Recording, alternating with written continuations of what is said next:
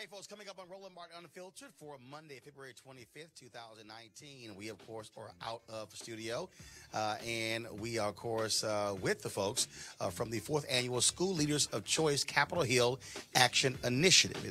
It's put on by the National Alliance for Public Charter Schools. And we'll be talking with some of the best and brightest black charter school leaders later in the show. But first, we'll deal with the Oscars. Lord, did the Academy somehow save Black History Month? Big winner, Spike Lee, long overdue, wins in his Oscar. And, of course, his speech ticks off Donald Trump. Hit dog will holler. Also, Green Book win for Best Picture for Black Klansman and Black Panther. What the hell? And, of course, historic wins for Black Panther, especially Ruth Carter. Will show you those wins. Virginia Lieutenant Governor Justin Fairfax compares sexual assault allegations against him to what? A public lynching.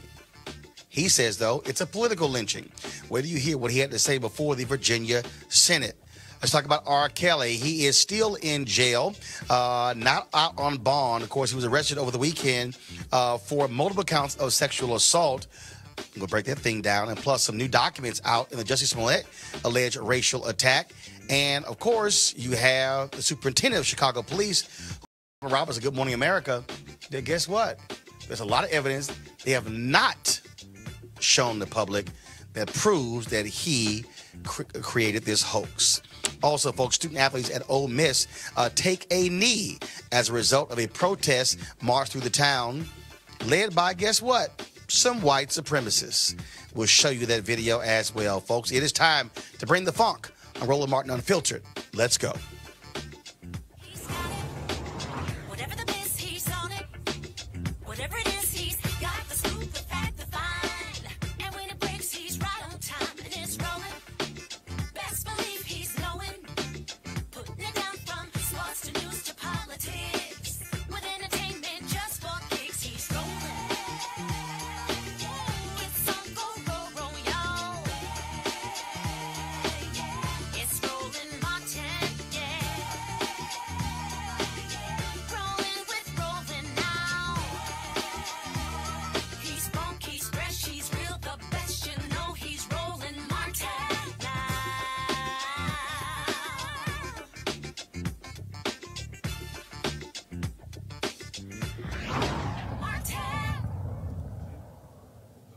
Huge night last night in Hollywood for a number of African Americans, but one person who has been smiling for the last 24 hours, Spike Lee. He won his first Oscar in his 30-year career for writing the screenplay of Black Klansman. Of course, he also was nominated for Best Picture, and of course, it was only fitting that his fellow Morehouse graduate brother, Samuel Jackson, would be the one to read that Spike Lee, winner of his first Oscar.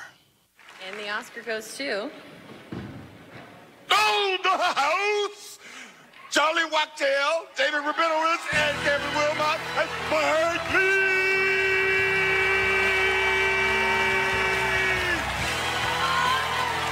This is the first Oscar nomination for Charlie Wachtell, David Rabinowitz, and Kevin Wilmot. It's the first win and 5th nomination for Spike Lee.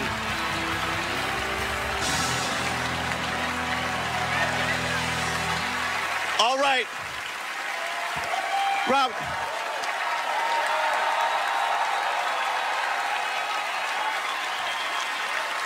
All right.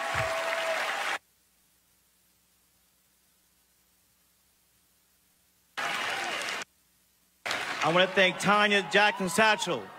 The word today is irony. The date, the 24th, the month, February, which also happens to be the shortest month of the year, which also happens to be Black History Month, the year 2019, the year 1619. History, her story, 1619, 2019, 400 years. 400 years, our ancestors were stolen from Mother Africa and brought to Jamestown, Virginia, enslaved. Our ancestors worked from the land from Kansas City in the morning to Kansas City at night. My grandmother, Zimmy Sheldon Retha, who lived to be 100 years young, who was a Spelman College graduate, even though her mother was a slave. My grandma, who saved 50 years of Social Security checks to her first grandchild, she called me Spiky Poo. She put me through Morehouse College and NYU grad film. NYU. Before the world tonight, I give praise to our ancestors who built this country and what is today, along with the genocide of its native people. We all connect with our ancestors. We will have love, wisdom, regaining. We will gain our humanity. It will be a powerful moment. The 2020 presidential election is around the corner. Let's all mobilize. Let's all be on the right side of history. Make the moral choice between love versus hate. Let's do the right thing. You know I had to get that in there. All right, folks. Also, it was a big night for other African Americans. Regina King won Best Supporting Actress for her role in If Beale Street Could Talk, based on James Baldwin's 1974 novel. Mahershala Ali won for Best Supporting Actor in The Green Book. He played pianist Don Shirley. This is, of course, second time in 3 years Ali has won. He won 2 years ago for Moonlight, joining Denzel Washington as the only African Americans to win 2 Oscars. Also, of course, again, Spike Lee won for Best Adapted Screenplay. And then, of course, we, had another big win, and that is 2 black women created history. When it came to Black Panther, here is the first winner. And the Oscar goes to Hannah Beekler, production design, Jay Hart, set decoration. For Black Panther. This is the first Oscar nomination for Hannah Beekler. She is the first African American to be nominated in this category. I stand here stronger than I was yesterday. I stand here with agency and self-worth because of Ryan Coogler, who not only made me a better designer, a better storyteller, a better person. I stand here because of this man who offered me a different perspective of life, who offered me a safe space, who's patient and gave me air, humanity, and brotherhood. Thank you, Ryan. I love you. I'm stronger today because of this wonderful cast who every day stepped into this world and breathed life into it.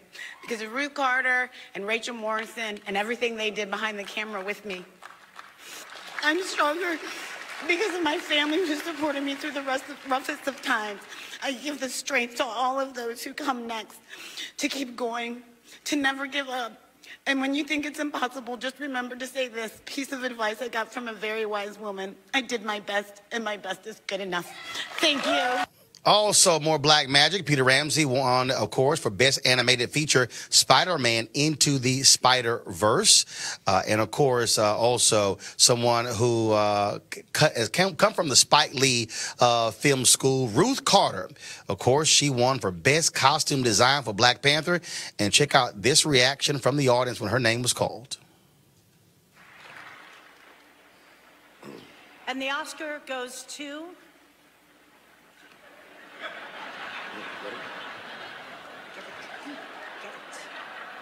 Yep.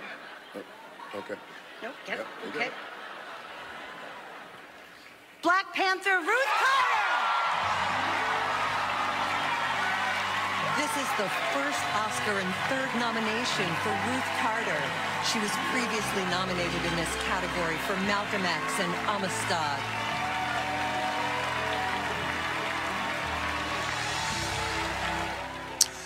All right, folks, let's talk about this with our panel. Michael Brown, former vice chair, DNC Finance Committee. Eugene Craig, CEO, Eugene Craig Organization. John Murray, pop culture expert and commentator. First, I want to start with Ruth Carter there. Out of all the folks last night, I mean, first of all, the award was early, but I think she got clearly the loudest reaction.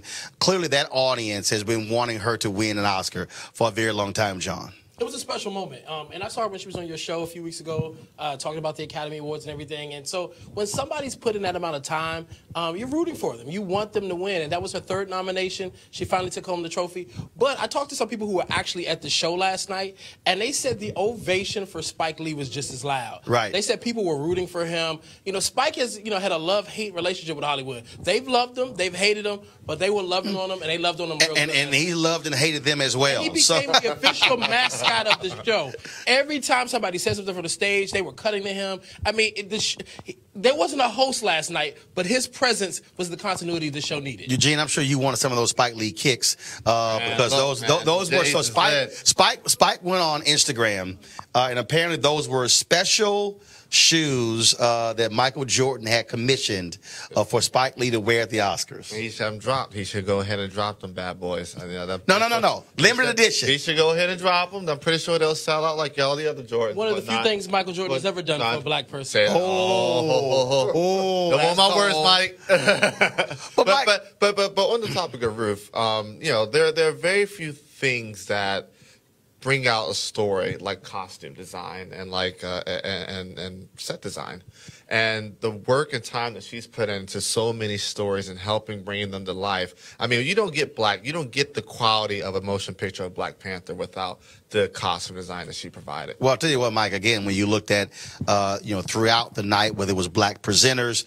whether it was black folks winning, again, I think between R. Kelly and Jussie Smollett, the Oscars somehow, shockingly, 4 years after Oscars So White, saved Black History Month. That was a continuing theme I saw on social media last night. But it also shows what you do when you make a conscious effort to make sure you have diversity, both presenters, award winners, advertisers, and everyone forgets. And opening up the Academy to a much more diverse voting public. No question. And keep in mind the gentleman that won for, I forget the gentleman from Egypt. I mean, remember Egypt? Yeah. Egypt is in Africa. And for Bohemian Rhapsody. Yes, exactly. And so it was an impressive night. Really and John, look, 5th time in 6 years, a Mexican has won Best Director. Yeah, and it was so funny watching his speech when he said, I love international films. I used to watch Jaws. And he started talking about all the American films that he watched as American director. Listen, it was a great show. It was fun to watch.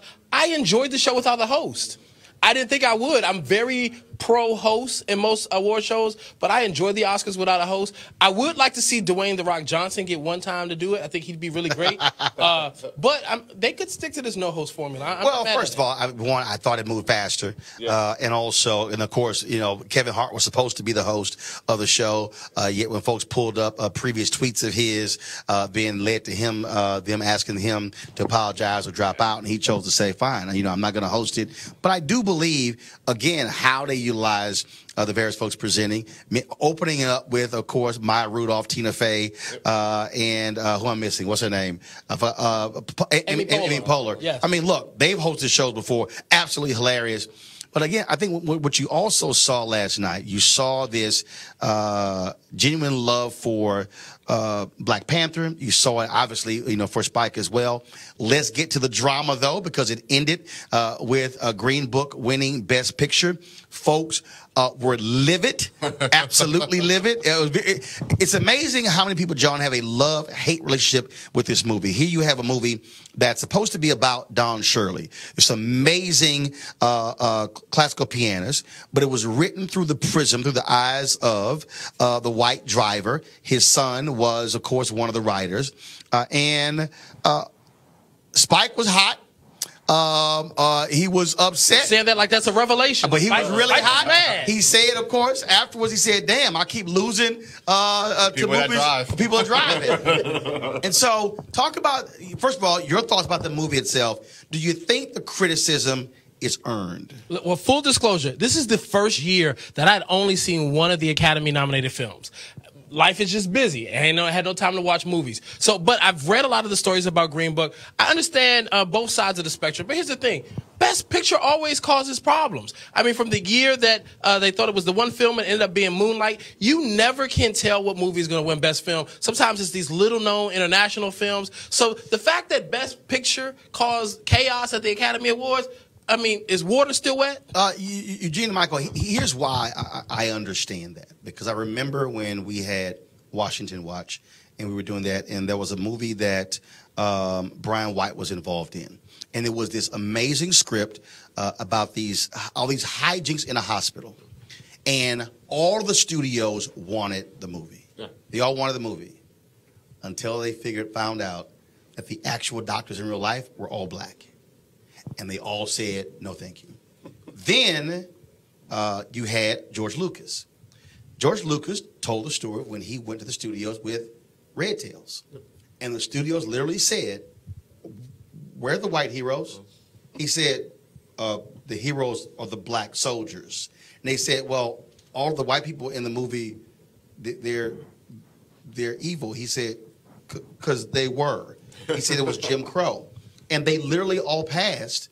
And so Hollywood has this thing where they want white heroes, where when you tell these stories, Legend of Bagger Vance, Glory, Biko, you can go down the line where you have these movies where it's like, hey, you need to have a white guy or a white woman who's the hero in this movie. And that really was how people felt about Green Book, that even Ali, he wins for Best Supporting, but it's like, wait a minute, I thought he's supposed to be the main guy, but the driver was the main guy. Yeah, I mean, the thing is this. The Academy is still 90%, vote. Well, it's 61% right now white. Yeah. They changed it, but still overwhelmingly male, overwhelmingly old, and still majority white. And the demographics are changing because one of the new standards is if you haven't been in a movie in the last 10 years or something like that, then your membership gradually ends and they keep adding more. Hello. Yeah. You shouldn't be a voting member just because you ain't been in the movie in 40 years. If you're 99 years old and you can't even press play on the thing to watch your screeners when you probably shouldn't be voting. You shouldn't be voting. Yeah. But the thing is this still with it being 60% white and still overwhelmingly male, you vote for what you identify with. I mean that's basic knowledge, basic political knowledge, and these award shows, the Oscars, the Grammys, the Golden Globes, they are huge insider game political spectrums. That's what they are. I mean, Netflix doesn't spend $25 million to try to get to push their film for awards if it's not an insider political spectrum game. So it's not necessarily shocking that Green Book comes out over Black Klansman and Black Panther. I think there's also an argument to be made that with two high-profile black films that they chop up the vote similarly, what just happened at the Grammys a couple weeks ago for Black Album. But here's a piece, Michael. We do have to deal with this reality that when you talk about Hollywood, this whole idea of white redemption. Of course, Spike still is livid that Do the Right Thing was not nominated for Best Picture. Driving Miss Daisy wins. When you think about when Crash won, people were very upset with that as well. And so Hollywood has this history of the white hero, the white savior when it involves African Americans. And so, and then of course in the year Malcolm X was not nominated for Best Picture, not nominated for Best Director, and then of course Denzel loses to Al Pacino for Scent of a Woman, which really was a Lifetime Achievement Award for Al Pacino. And so you do see African Americans who are saying, hey, we want to see authentic black stories told from our perspective also be acknowledged. Well, I guess when you mentioned Denzel, I guess arguably Denzel should have 4. Sam Jackson should have at least 3. Absolutely. And nothing against Mr. Shirley and clearly his accomplishments, but we've kind of seen that story before. Yeah. We've never seen anything like Black Panther before. And really, if they really want to turn the corner, which they clear to be trying to do, both with presenters and awardees, is to say, why not a black superhero be in Best Picture? Well, that would have been. But just to that point, though, typically big budget Marvel films don't get nominated. Never get nominated. So we can't deny the progress that was made last night. Yeah, no, absolutely. The Academy Awards look like the NAACP Image Awards. Between the presenters and the winners. True. Very true. It looked good. You didn't joke about it saving Black History Month for a reason. So Wakanda forever to the Academy. And I'm excited to see if they continue to make progress in the years to come. Well, speaking of not making progress, of course, we have the orange one who decided to wake up this morning and get in on this. Of course, Donald Trump decided to weigh in on Spike Lee winning. This is what he tweeted. Be nice if Spike Lee could read his notes. Really? A man who can't even read a teleprompter, or better yet, not have to use notes at all when doing his racist hit on your president, who has done more for African Americans, criminal justice reform, lowest unemployment numbers in history, tax cuts, etc., than almost any other press. Okay, beyond the obvious lies in that tweet, I mean, the numerous lies in that tweet, trust me, Donald Trump will never be ahead of President Lyndon Baines Johnson or Abraham Lincoln or Franklin Delano Roosevelt or Harry Truman or what the hell, or yes, Jimmy Carter or Barack Obama. So right, hell, right. Were any of our presidents mute? I mean, because he wouldn't even be ahead of. I mean, come on. But here's the piece, though. Spike never mentioned Michael Trump in his speech. That was hit dog hollers. Yes. And you know what's interesting? He always talks about how the ratings are down with the Oscars, and then he was watching. So he was clearly watching. It's just the hypocrisy. I'm hoping people, when they see his tweets, now just don't even care anymore. They're just like, whatever. And because he likes ratings are down with all award shows. Yeah. Consumers just aren't consuming TV in the traditional magnitude in which they used to. So, like, Grammys are down, NAACP Image Awards are down. Everybody's show and platform is down because people have a lot of options. Also, people are watching differently. And so when you talk about these shows, you have to factor in, yes, the television ratings, but also the streaming numbers as well. The thing is this, he has no space to talk about anybody reading or comprehending anything when we're getting reports that his own trade deal has to be broken down for him in the form of a contract. Like, your trade representative is hammering out a huge, bilateral deal with And they China. give him a 4x6 card. And they're giving Dude, you can't read. 4x6 cards. You can't read. I mean, it's sad. It's sad. Well, again, this is, again, somebody who first of all, his name was not mentioned last night. Never. One time. And I think that's probably what ticked him off. Absolutely. And so all of a sudden, okay, let me try to get in on this conversation. No, you're irrelevant. So, we're going to focus on Spike, focus on Regina King, focus on everybody else who won, and not what Donald Trump has to say. All right, then. So, but to your point, we will see now the Oscars are over. NAACP is taking place March 30th in Los Angeles. And so I wouldn't be surprised if Black Panther wins Best Picture there. I'm just saying. Okay. Or if there's a tie. We have a tie. It's Black Panther and Black Klansman. That's a hell of a tie. But it is interesting. But it is still very interesting how the Oscars embrace this Spike Lee film, which, if you ask those of us who are huge Spike Lee fans, probably would not rank in the top 10. Just saying. All right, y'all. Gotta go to a break. We come back. More on Roland Martin Unfiltered.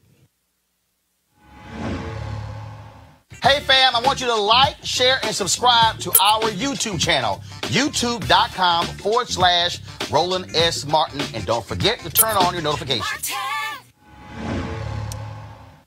All right, folks, it's almost March. And of course, folks are trying to get focused on beach season when it hopefully will warm up. And so many folks are trying to get themselves healthy and fit and losing some weight. And one of the ways you can do that is with the D-Herbs Full Body Cleanse. Now, of course, as I told you earlier, I spent the first part of the year, about 20 days doing that. Nothing but fresh fruits, vegetables, and nuts as well. And so they got about 27 different cleanses that you can try, all about for you trying to get yourself healthy. And so you can do it to remove toxicity from your body, but also for you, if you want to, if you're feeling a little sluggish, you want to get some more energy as well. So here's what you need to do. All you need to do is simply go to their website, dherbs.com, and use the promo code ROLAND for a discount at checkout. Now, what you can also do is call 1-866-4DHERBS, 1-866-4DHERBS. It's all about, again, you trying to improve your health, improve your life, and trying to make for a much better 2019. So do us a favor. We'd love to hear your stories as well. If you do try the D-Herbs Full Body Cleanse, send us a photo and let us know how it goes. So again, go to dherbs.com or call 1-866-4DHERBS. Use the promo code ROLAND. Let's hit the top of the show, folks. We're here in D.C., where the issue of school choice, charter schools, is a huge issue. And this is the 4th annual School Leaders of Color Capitol Hill Action Initiative. Now, of course, we were in Atlanta on Friday for our School Choice is the Black Choice Town Hall. This event is put on by the National Alliance for Public Charter Schools. It's the largest ever convening of Black, Hispanic, Asian, and Native American charter school leaders who lead high-performing, high-quality schools. They are here to share best practices and to demand continued funding for charter schools across the nation. Now, anybody knows that I am a supporter of all forms of education, whether it's a traditional public schools, charter, magnet, homeschool, online school, technical, you name it, doesn't matter. as long as it is working for our children. Joining us right now is Elsie Urita, correct? All right, just making sure we got it right. Founder, Executive Director, Tulsa Honor Academy in Tulsa, Oklahoma. Latricia Chatton. All right, just double checking here. Of course, she is School Director for the Susie King Taylor Community School in Georgia. And Dr. Narciso Garcia, Superintendent for Vanguard Academy Charter School out of Texas. Where in Texas? Far, Texas. Right next to McAllen, Texas. Right next to Far, Texas? Yes, okay, sir. see, you know nobody knows when you say, I'm right next to this city, right next to this city, right next to the border. All right, then. Glad to have all of you here. This is, of course, one of the issues that, of all issues out there, one of the few issues where I have purposely chosen to step outside of my role as journalist because I do fundamentally believe that education is the 21st century civil rights issue. And what is still amazing to me is to have these fights with folks who are caught up in charters, non-charters, and you're going, yo, it's education. They're still public schools. And so how do you deal with, again, the attacks and the criticism for people who just cannot stand the notion of charter schools? Anybody jump in? I can lead off. I just stay focused, myself and our staff and our students and our parents stay focused on our mission and vision for the school district. Even though we are attacked or criticized, just don't lose your focus, and the proof will be in the pudding at the end of the school year when the test results are out. And also when college graduation or high school graduation, when the data comes out, you will see where charter schools are ranked and the number of students that they have either graduating from high school or from college far supersede other school districts. So I just let the results speak for themselves. How many students do you serve? We serve 4,200 students in our school district. And is that different? Is that K through 12? K through 12, sir. Yes, sir. Well, and we talk about the idea of results. To me, that should be the focus for any school. It doesn't matter whether it's magnet or traditional school or public charter school. At the end of the day, it should be, what are the results? Are kids learning? Are they graduating? Are they going on to college? Are they succeeding in life? Yeah, I completely agree. When you look at our results, our students are performing 2, 3, sometimes even 5 times higher than their neighborhood schools. And a lot of times people think, oh, well, you get more funding. And that's just a huge misconception. It's actually the opposite. We actually get less funding than traditional district schools. And I often say we do so much with so little. And that's actually one of the reasons why I'm here this weekend. I would love for us to get more equitable funding. And really for the state of Oklahoma, we need more equitable funding across education, period. But specifically, we get about 75 cents to every dollar that the neighborhood schools get. And we're outperforming them often by multiples. So yeah, I completely agree. I think we need to be judged by how our students are achieving and how much they're growing. And like Narciso said, the proof is in the pudding. And I would also add that while, we want to judge schools based on how they're performing on state tests and other benchmarks, there are unquantifiable measures in which our students are succeeding. Speaking for myself in Savannah, our district is predominantly African American, and we have parents who come to us not knowing what a charter school is, but just wanting a better choice for their children than what they were offered. And so being able to educate them on what their choices are in terms of school choice, and also having parents come back to us and saying our kids are better than they were before academically or emotionally, it's also important. Well, and again, what jumps out at me is we say school choice, but this is really parental choice. I mean, I've come across numerous parents across this country, and their deal is, look, I don't care about your plan. I don't care about the latest new idea. Their deal is, I want to make sure that my kid has a shot at life, and they don't care about the politics. They don't care about the contracts. They don't care about all the drama. Their deal is, can my kid get educated? Mm-hmm. That is correct. And for us, parent choice is very strong. So, me as a parent, I would want my son or daughter to succeed in life and then come back and give back and be an impact to the community. If a parent has a choice of where their child goes to school, well, guess what? That parent is going to choose a school or a campus that will prepare that child not just for the academics, but also for life. And that's why choice is very important. And our parents are choosing wisely. But also, I think we have to, as folks who are in this movement, have to also have honest conversations. Yes. And that is, there are some people who have charter schools who should be run out of this industry, because what they're doing is they are stealing. They are hurting children. And when you have schools that are not performing, that are shutting down in the middle of a school year, right before school starts, that causes a lack of trust from parents and others. And I keep saying, we've got to be honest and say bad charters must be shut down and those folks not be allowed to open schools again. I completely agree. That actually is part of the misconceptions that are being spread. There's one bad school, one bad charter school. It hurts the reputation of the rest of the charter schools, especially in a community like Tulsa, Oklahoma, where there's not very many charters. If one of them struggles, then people just think, oh, it's a charter school. You run a charter school? Is it like this other one? No, we're very, very different. And so if those bad charter schools continue to operate, they give us a bad name and they hurt us. So it's not just the communities, the students that they're serving or that they have to close down in the middle of the year. It actually impacts a much larger community. So well, here's what amazes me also when I hear people say, oversight, and I'm going, well, where in the hell was the oversight of this school that failed kids for 20 years? I'm like, was anybody else paying attention? And when we see that in a lot of districts where you have schools that when you check scores, when you check graduation rates, I mean, they have been failing not 2 or 3 years, not 5, not 10, some 15, 20, 30. And I'm going, where's the oversight there? Because and when you talk about failing that long, now we're getting into generational failure. Now we're getting into, I mean, if you fail for 20 years, well, if a kid, that means that you are on your second generation of kids who have gone through that particular school. That to me is a problem.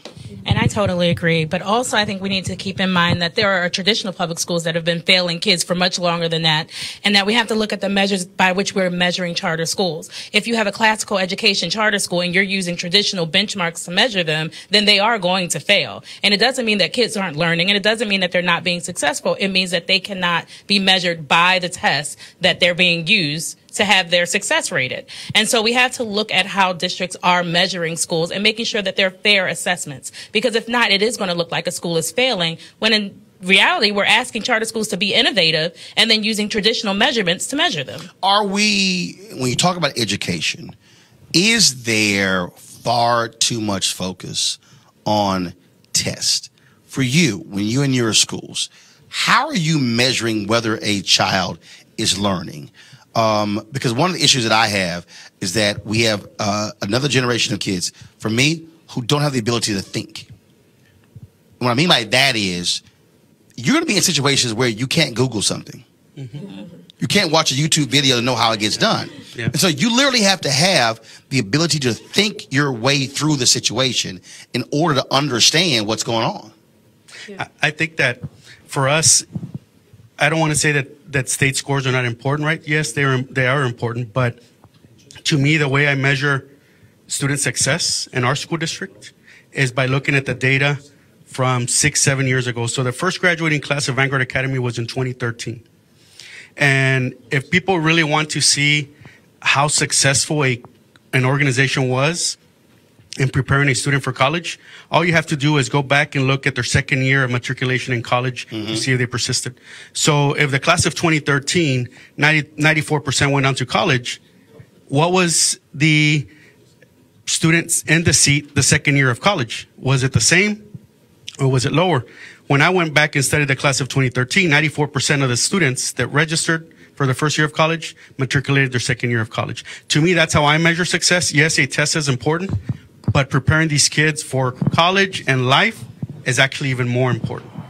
I will say we're a new charter school, so we just had our founding 5th grade class just became 8th graders, and we were thankfully approved to start our high school next year. So we don't have that historical data yet, and so test scores do help us figure out where our kids are at, and helps us figure out if they're growing at the right rate to ensure that they can get to college, but those aren't the only skills that we're teaching our kids. We tell our kids that for us, education is not just intellectual knowledge, it's also character. And in order to persist through college, you have to have a strong ethical character to persevere. So for us, an education is not just the test scores. It's everything else. And there's a lot of other things that we don't measure. That's anecdotal.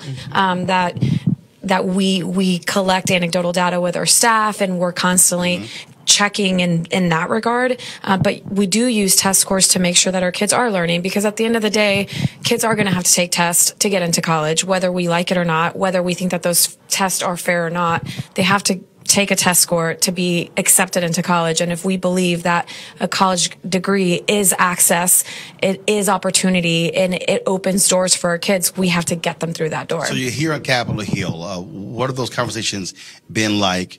And where are you getting the most pushback from folks who say, I'm not really down with school choice?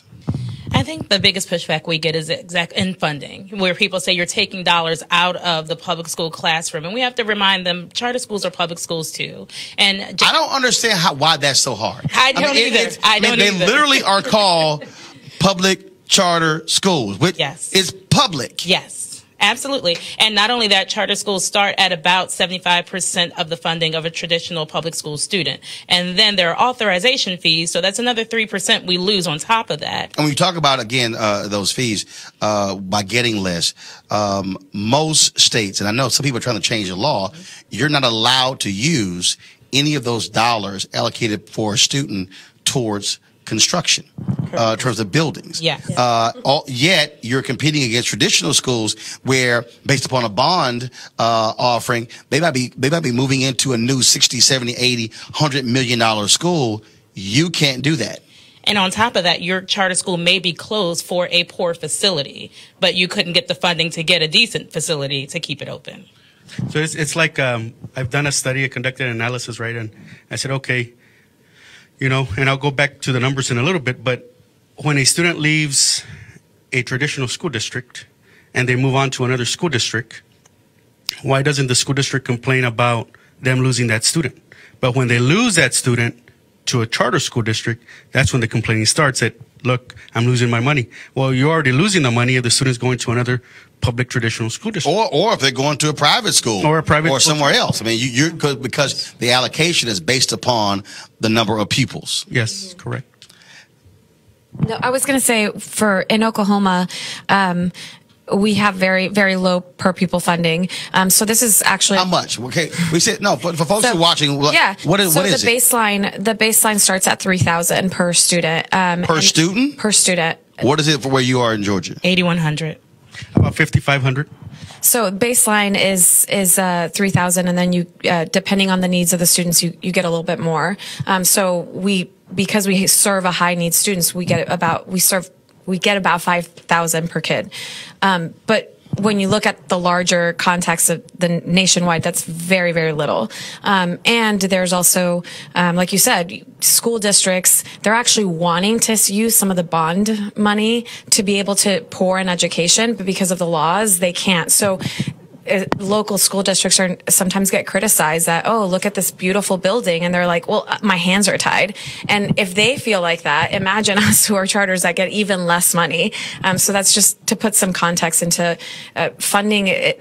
It's not just not equitable nationwide. It also, there's disparities from state to state, and then also within each state from city to suburbs, et cetera. I mean, the disparities are wide ranging. If we could level the playing field on a national level, I think that would be a really great first start. Well, here's the thing that, for me, to close this out, that really jumps out, and that is when people say, oh, I hate charter schools, I hate school choice.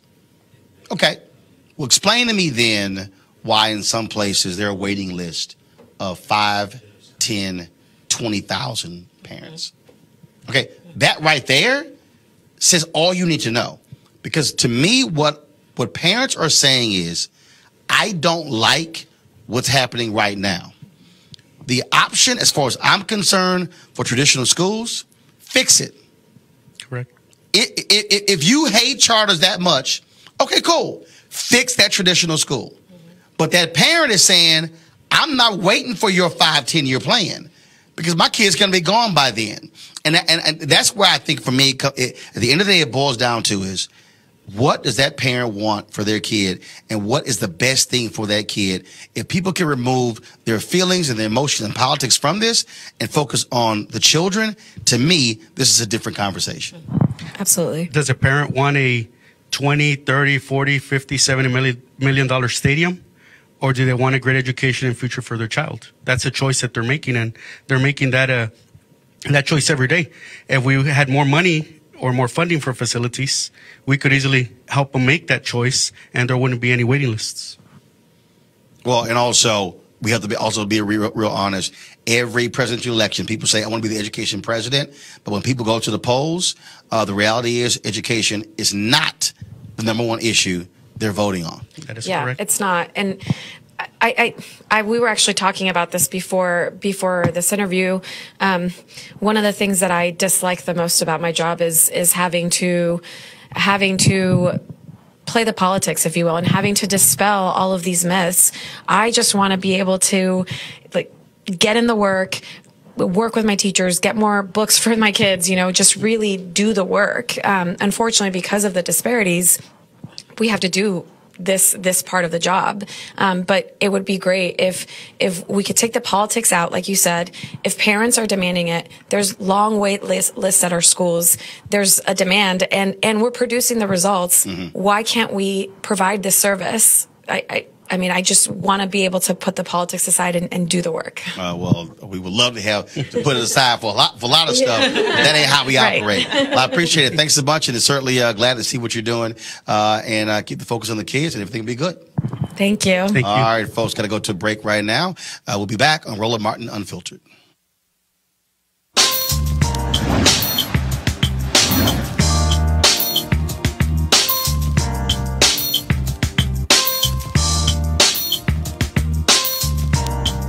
All right, folks, hashtag HBCU Giving Day. Our focus, of course, Jarvis Christian College, founded in 1912, located in Hawkins, Texas. If you want to support Jarvis Christian, go to jarvis.edu, jarvis.edu. All right, folks, calling all HBCU alumni, students, and leaders, enter the Ford Motor Company HBCU Mobility Challenge and win $25,000 for your school. Building on their long-term support of HBCUs, Ford is looking to improve mobility in HBCU communities through innovative solutions. Now, the winning program will receive a grant of up to $25,000 to implement their proposal. The deadline to apply is March 31st, 2019. Be sure to go to fgb.life for more information and to apply. And remember, Ford goes further in our community. All right, folks, Lieutenant Governor Justin Fairfax, on the last day of the session in Virginia, gave an apparently impromptu speech about allegations of sexual assault lodged against him. Now, of course, it started with a state senator praising Fairfax for his work, but then he had this to say. One of you, and I appreciate your words and sentiments very much, the words of encouragement that I have received and my family has received. And I will say this, the reason that I've been able to preside in the way that I have is that God is good and the truth is on my side. And I am very firm in both of those things. And my faith is unshakable. And I am grateful to each one of you for what you have done to give me the space to do what needs to be done and say what needs to be said and prove what needs to be proven. But I will also say this, and this was not something I planned to talk about. We talked a lot on this floor about wrongs that have happened in the past and that we are at an intersection of history right here in this moment in the Commonwealth of Virginia. 400 years since the meeting of this General Assembly in 1619. And 400 years since the first enslaved Africans were brought here to the Commonwealth of Virginia in Hampton and Point Comfort. And those are the two strands that have run through the veins of the Commonwealth of Virginia and through this nation for those 4 centuries. And those are the two demons that we have had to battle and choose which course we are going to take. And in this moment, we have to decide what the next 400 years look like. And if we go backwards in a rush to judgment, if we eliminate due process, which was brought to the states by the 14th Amendment, ironically, in this case, a post-Civil War amendment, along with the 13th, 14th, and 15th Amendments, meant to give, finally, rights and due process to people who had been denied it for their entire existence on this soil. If we go backwards and we rush to judgment and we allow for political lynchings without any due process, any facts, any evidence being heard, then I think we do a disservice to this very body in which we all serve. And I want to stand in this moment in the truth, not only which has tested my Constitution personally, but is testing the Constitution of the Commonwealth of Virginia and of the United States of America. And I want to stand in this moment as someone who hopefully represents a new way forward, where everyone should always be heard, and everyone should always get due process, and we should always go forward toward the truth. So we have a chance to be an example, once again, to the world at this very tough moment in history, and we're either going to take it or we are going to deny ourselves the opportunity to be leaders.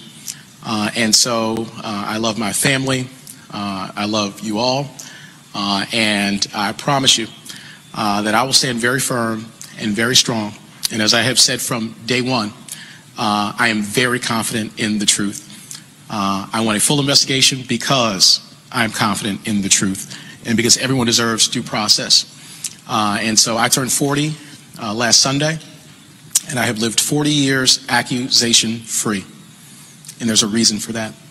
And none of this is a coincidence. But we have to decide who we are. And I'm happy to be just one representative example of whether or not we're going to rise to the better angels of our nature or go back down a very dark political road where 50 years ago, had fingers been pointed at me in the exact same way, it'd be a very different outcome.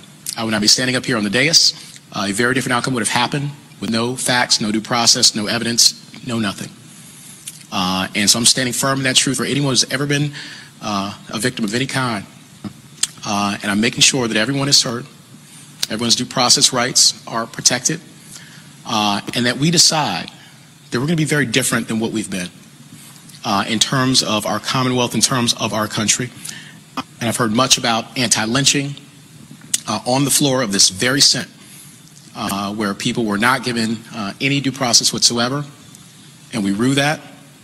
We talk about hundreds, at least 100 terror lynches that have happened in the Commonwealth of Virginia under those very same auspices, and yet we stand here in a rush to judgment with nothing but accusations and no facts, and we decide that we are willing to do the same thing. So I trust in my God, I trust in the fairness of each one of you, I trust in your good hearts, and this is much bigger than me, I can assure you, much bigger than me. And I am very hopeful, and I believe very firmly that we will get to a better place and rise to better angels of our nature. And should anyone decide that they desire to see a downfall of me or the Constitution or of victims or of anyone else, I would just ask that you look and reflect and think about who you are, think about who we are, and think about who we want to be. And I promise you, if we do that, we will end up in the right place. So God bless you all. Thank you very much. I'm proud of every single one of you. All right, folks, Dr. Avis Jones-DeWeaver, leadership strategist, author of How Exceptional Black Women Lead, was supposed to be on our panel today. She had to cancel at the last second. But today, though, she posted a column on Medium.com. And I just want to read for you the headline. She said, Justin Fairfax was right to invoke Virginia's lynching past. And so I want to read something from this is what she wrote. African Americans especially understand the dangers of so-called swift justice. We have lived in a country that for centuries have handed out such based on the accuser's word alone. Yes, we have seen it in days gone by, swinging at the end of the lyncher's rope. We have also seen it in various contemporary contexts with results just as disturbing. We've all witnessed the birth of a different movement, one which sought to highlight the importance of black lives and one that was necessitated by the reality of murdered black men, women, and children. She goes on to write, in the Fairfax case specifically, I, for one, find it curious that from the very beginning, only one party has consistently requested the involvement of law enforcement to get to the facts. I also find it curious that only one party has asked for a thorough investigation, not merely a belated call for only a General Assembly hearing, a space prime for political stunts and theatrics, rather than having a neutral, full, and fair search for the truth. And I find it especially curious that the only parties seeking these outcomes have been the accused and neither of the accusers. Now, Avis, native of, lives in Virginia. She's a voter there. She says, look, as a matter of fact, when you, at the bottom of her post, award-winning author, international speaker, passionate entrepreneur, unapologetic sister. And so she's making the point that, hey, wait a minute, okay? I'm a feminist, but he should be able to have a due process. And so again, she's supposed to be on the panel. I wish she could have been here to further explain her column. But what do you make of, again, a state senator standing up, praising Justin Fairfax for how he has led the assembly, and then him giving that impromptu speech? Well, I think, and to take a piece from Avis, in this Me Too Time's Up era, due process has been reversed. It's guilty until proven innocent. If there's an accusation against you, you're going to lose your job and you have to earn it back. You'll take you off television and then you can get back on. And so, and people say that if you don't believe the victims initially or the alleged victims initially, then you're victim shaming. We've got to figure out a way to be able to allow due process to take its place. We got to let investigations take its place. We've got to figure out the truth in these matters. Now, it's one thing when you got 65, 70 women coming out telling the same story. Everybody's not telling the same lie. But in a situation like this, where it may be one or two people and there could be a misunderstanding, there's a lot left here to interpretation, you've got to do an investigation. I, too, am a Virginia resident. I'm a native. I voted there. You know, I'm kind of frustrated with everybody in office right now. I kind of want to take the whole state and do an overhaul. Call an emergency election, do something to fix this situation, because the 1, 2, and 3 have problems. And so I understand the point that she's making, and we do need to get real answers in this situation. Michael, the thing, I keep asking this question, and I'm not understanding why it's not happening. You take Vanessa Tyson. She says that he sexually assaulted her, forced her to perform oral sex in Boston, 2004 Democrat National Convention. You have a district attorney who has said, if a criminal complaint is filed, I will investigate. Tyson's lawyers released a statement saying she's going to meet with the DA, but that was more than a week ago. And but they said they want her and also Watson to testify at an impeachment hearing. What I don't understand is that the one process that really has teeth is the DA. That's a criminal investigation. And so I don't understand why that's really not a focus, as opposed to this push for a hearing, a public hearing before the Virginia Assembly. It's about impeachment. Well, one's political and one's about the law. And due process is about the law when you go deal with a district attorney, when you deal with court. And that's what, you know, the accused deserves to look their accuser in the eye, or at least through due process, through an independent arbiter, whether it's a district attorney, whether it's a judge. And that's what can happen. So you call people's bluffs and you see what happens and let the chips fall where they may. Clearly, the lieutenant governor would love to have a full, and it shouldn't be in the political form. He wants to do it in a legal form, which frankly is more appropriate. And then to your point, to make sure that we have some vehicle in the future where people can't just make accusations because they want to destroy somebody's life, you have to back it up. Eugene, again, Meredith Watson, who said Justin Fairfax raped her at Duke when they were students in 2000. In her initial statement, she said that she's not suing him, not for money.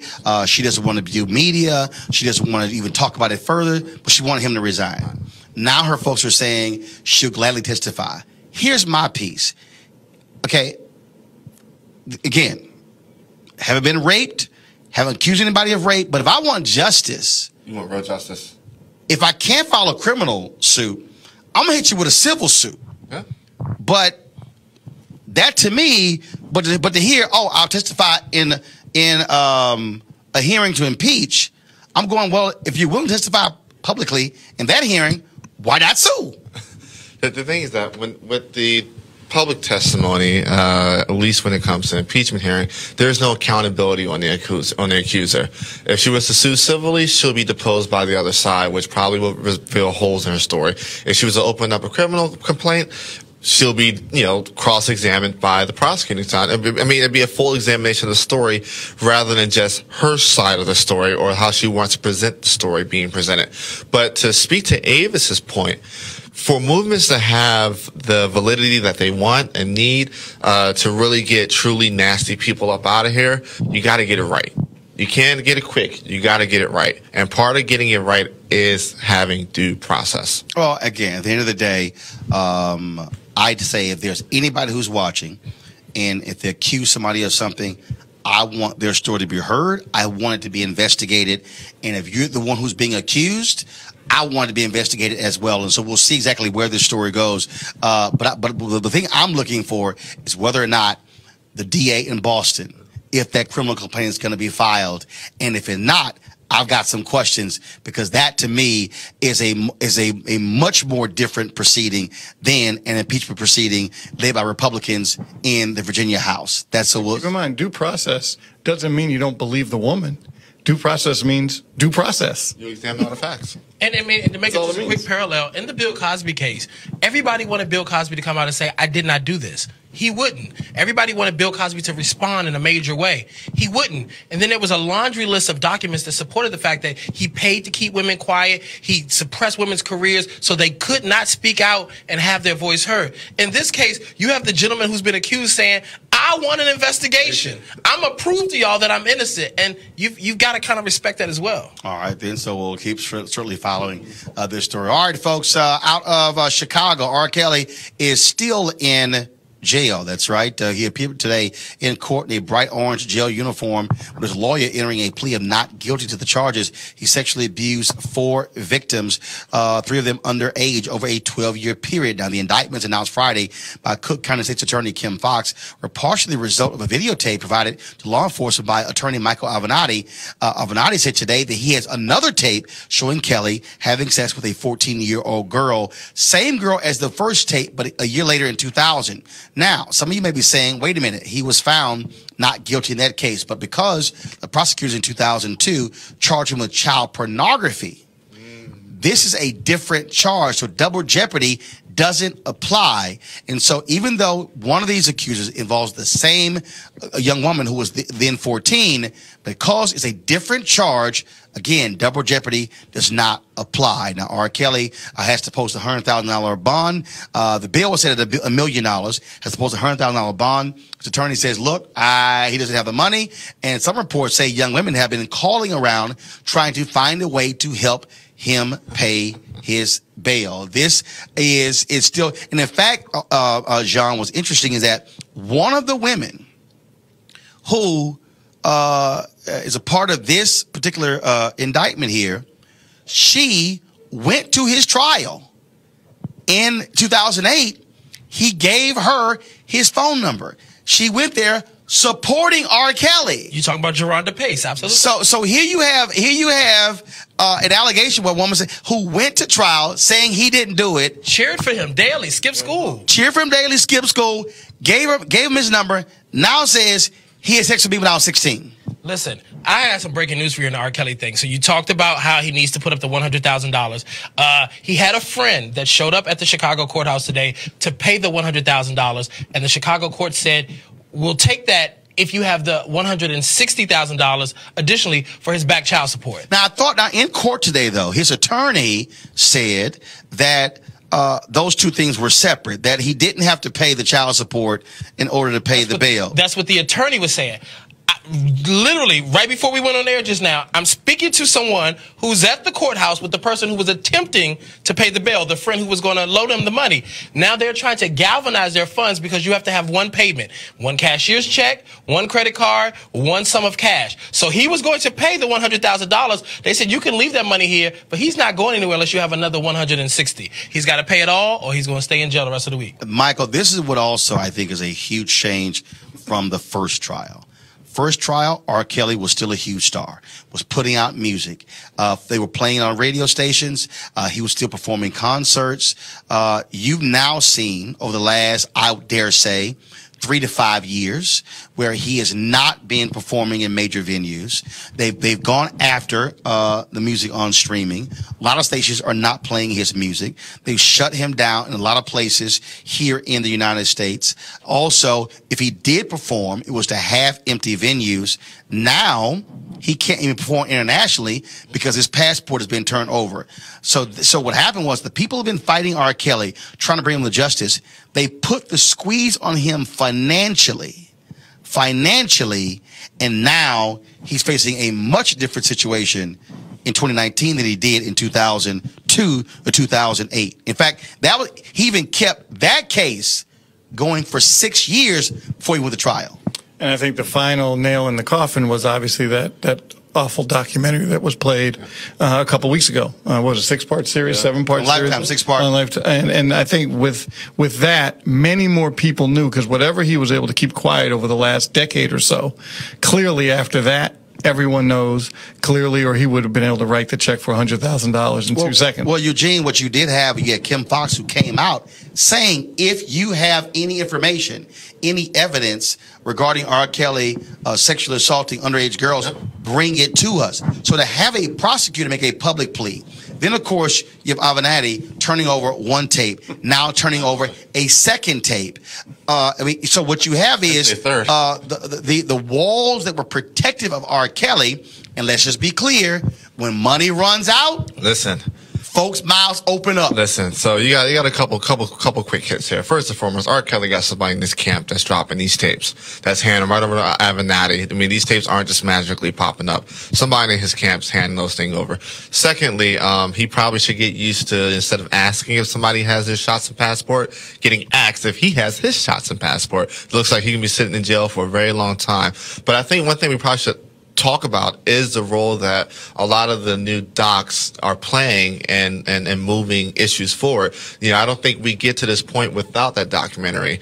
No doubt. And this documentary was done solely for that purpose. Solely for that purpose. And Lifetime that fought with her higher-ups to put this on when they objected to it, did this because they wanted to free black girls from his house. And one topic of the documentary, I'm interested to see, you know, the Michael Jackson documentary is coming out in roughly a week. I'm interested to see how the culture shifts after that one drops. Well, you know, are we really going to cancel Thriller?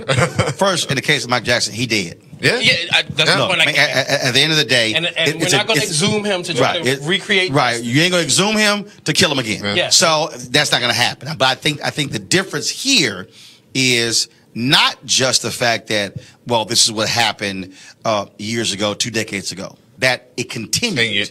And that's the difference. R. Kelly became the O.J. Simpson of the music industry. Yes. Once he avoided justice the first time around, he became notorious. He thought he was invincible. Lots of people, I know people. And he was. Yes, you know why? He was invincible because the girls in his house did not look like Miley Cyrus and Taylor Swift. If R. Kelly was into underage white girls, he'd been gone about early. White girls, would have gotten him a long time ago. But also, I think he was also pumping out hits for the entire music industry. Well, and that's the piece. Look, let's cut to the chase.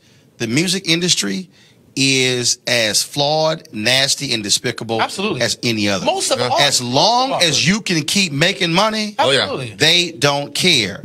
It changed when he was no longer the ATM machine. R. Kelly can still make a hit. People just got to the point that they we don't want it. Right. No, that's my point. So when I say making money, the public still has to buy it. Yeah. Absolutely. And so when it changed, look, you knew when it changed when he had a concert in Chicago And it got canceled. Oh, no. And listen, he's done these tours. The tours are very scaled down. Most times now it's him and a DJ because the tours were being done to pay off his IRS debt.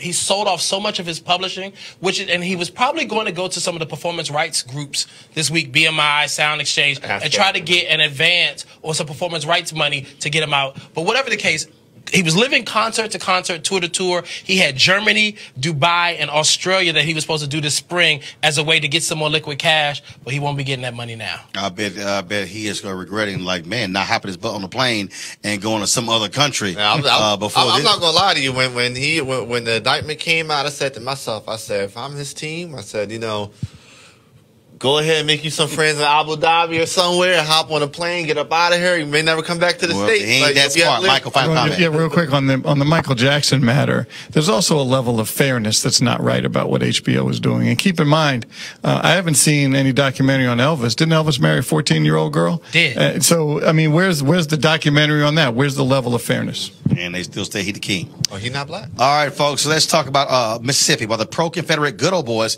were marching through Oxford, Mississippi on Saturday to protest the decision to get rid of the Ole Miss mascot Colonel Reb, members of the Ole Miss basketball team had a protest of their own. They took a knee during the national anthem. Now, the Colonel Reb mascot is a white goateed, cane-toting Southern plantation owner that's been criticized as being racist. Coach Kermit Davis had no problem with his players protesting the march or the way they chose to do it. And so you see there, so about 8 of the players, 8 of the players kneeled.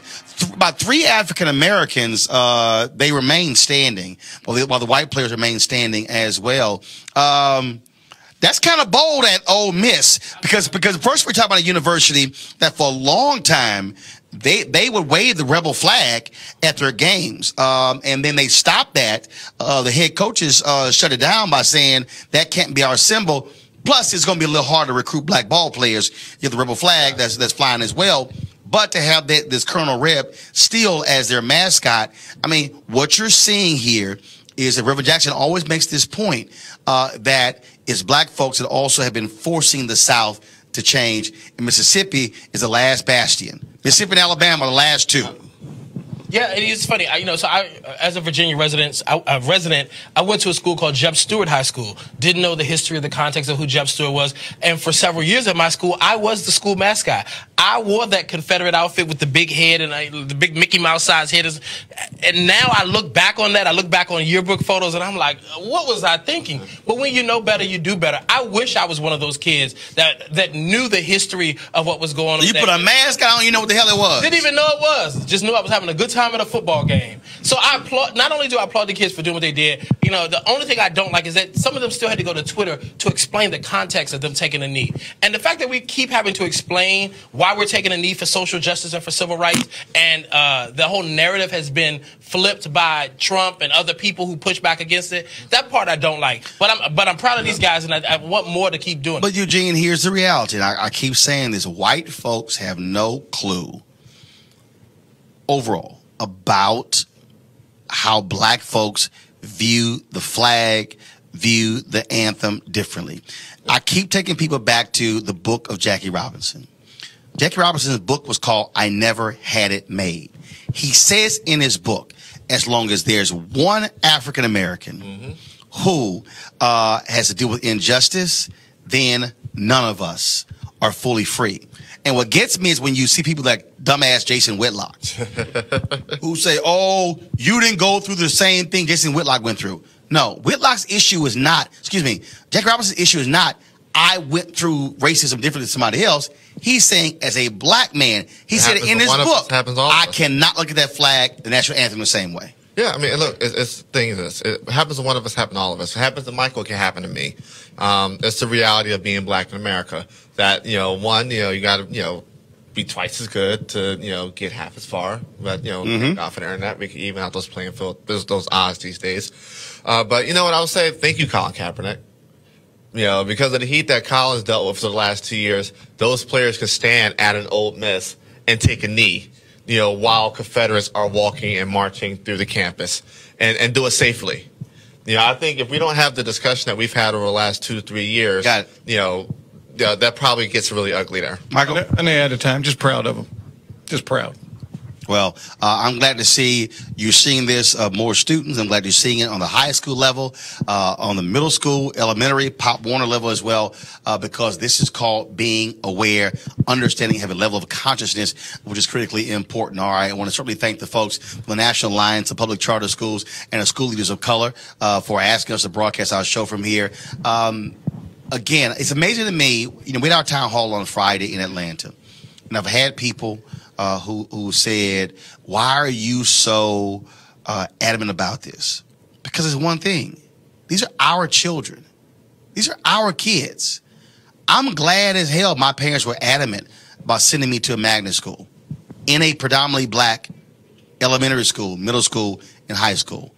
I'm glad to see parents saying, I care about my children and I want the best for them. And so I need black folks, okay, to stop these little silly fights back and forth and to understand that there were black people who created schools because we had no choice.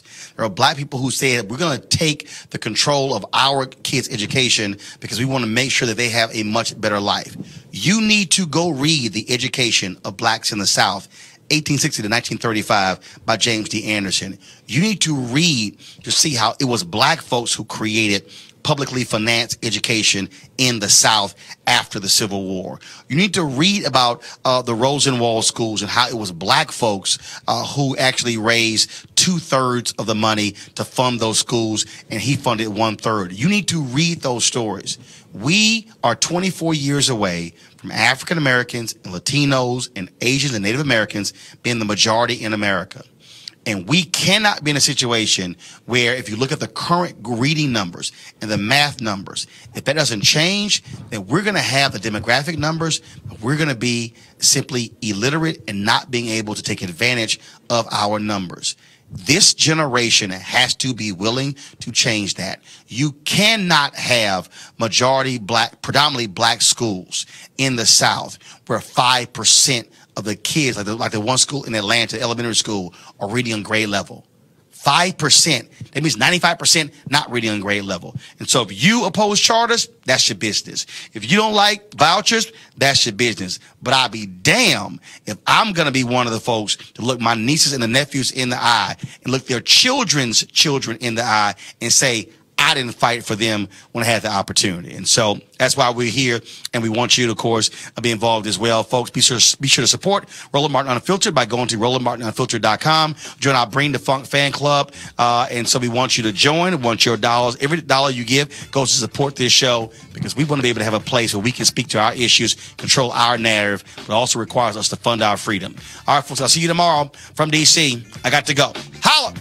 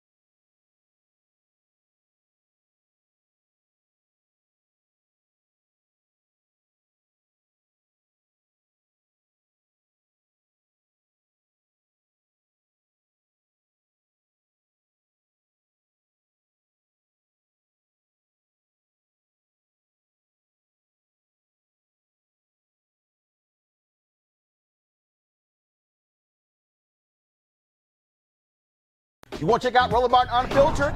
YouTube.com/Roland S. Martin. And subscribe to our YouTube channel. There's only one daily digital show out here that keeps it black and keep it real. It's Roland Martin Unfiltered. See that name right there? Roland Martin Unfiltered. Like, share, and subscribe to our YouTube channel. That's YouTube.com/Roland S. Martin. And don't forget to turn on your notifications so when we go live, you'll know it. Hey fam, want to check out Roland Martin Unfiltered? The blackest show on all of digital, cable, and broadcast. Check out our audio podcast. There's only one daily digital show out here that keeps it black and keep it real. It's Roland Martin Unfiltered. Press play.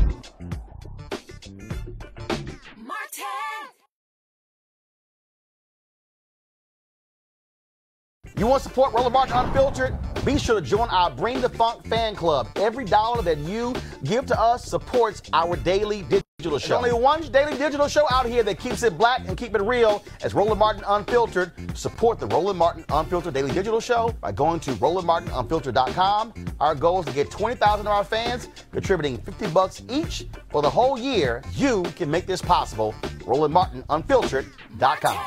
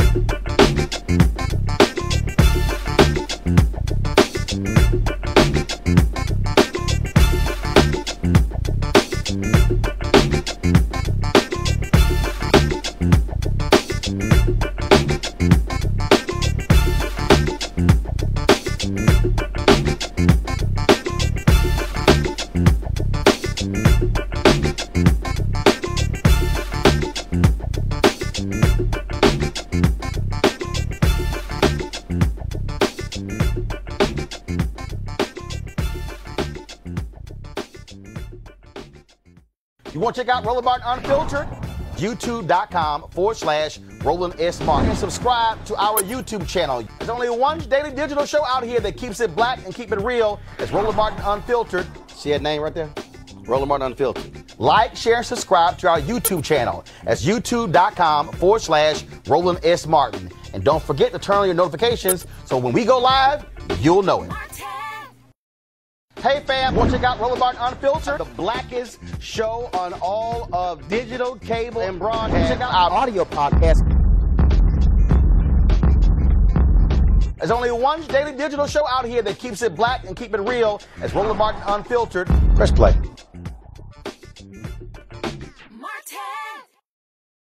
You want to support Roland Martin Unfiltered? Be sure to join our Bring the Funk fan club. Every dollar that you give to us supports our daily digital show. There's only one daily digital show out here that keeps it black and keep it real. It's Roland Martin Unfiltered. Support the Roland Martin Unfiltered daily digital show by going to RolandMartinUnfiltered.com. Our goal is to get 20,000 of our fans contributing $50 each for the whole year. You can make this possible. RolandMartinUnfiltered.com.